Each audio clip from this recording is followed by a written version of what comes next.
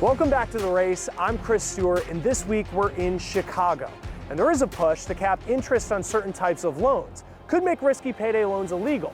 Amy Taylor taking a look at why some call these loans predatory. It's just a signature and a loan and you walk out the door, and that's really dangerous. Experts say that's pretty much all it takes to walk into a place like this and walk out with a payday loan. They're typically offering $300, $400, $500 loans. But the interest rates are anywhere from 300 to 600% or even higher. That's why Bruce McClary with the National Foundation for Credit Counseling says removing protections for consumers can have a big financial consequence. It's one thing that you're borrowing a loan that could potentially have 600% interest and come stacked with a ton of fees. But it's another thing if you get yourself in a situation where you can't pay it back, then you're in real danger.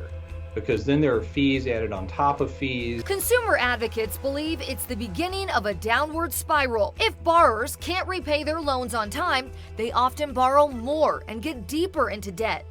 According to data from the CFPB, half of all payday loans are a part of a sequence that stretches at least 10 consecutive loans. And monthly borrowers are disproportionately likely to stay in debt for 11 months longer. It is a tough way out once you start borrowing to cover what you would normally use cash for. For The Race, I'm Annie Taylor. Each year during this time, credit card debt goes up. A new poll found 61% of people with credit card debt are willing to rack up more debt over the holidays.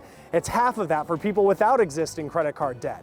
Many of the people in this poll say they have a plan to pay off their debt, but critics say most people don't develop plans until they realize they can't afford repayment. Loading up the plastic could hurt your credit even if you have a repayment plan or pay on time.